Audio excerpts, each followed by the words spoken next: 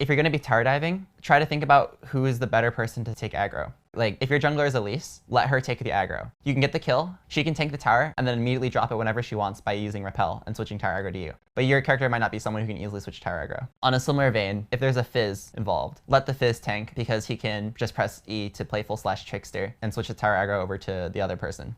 There are some champions who are better at managing tower aggro. Typically, the tankier champion should manage it, or someone like Pantheon who can, for example, block tower shots.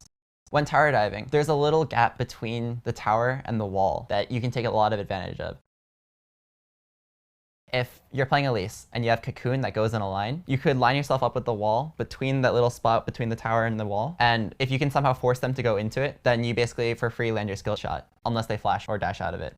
Something I don't see too often but can help a lot in tower dives, or when you're getting tower dove, is playing ring around the tower. A lot of champions aren't very good at moving in a way that requires changing directions a lot. If you're getting tower dove, early game most of your damage will be coming from the tower, and your opponents have skill shots or dashes. You would probably want to use your CC whenever possible, but then otherwise just focus on dodging.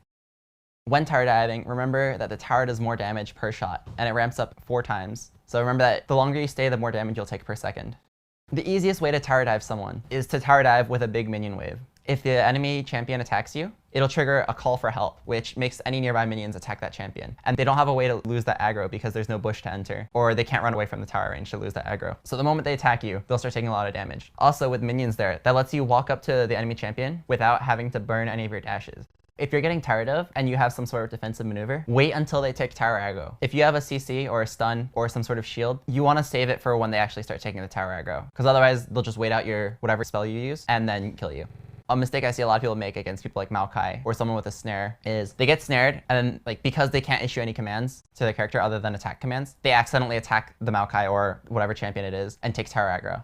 That's really bad, especially if the Maokai then uses his Q on you and knocks you up. You take a bunch of free tower hits. To prevent that, mash S as soon as you get hit. It'll make your character not do anything, and you can just wait out the snare and then leave.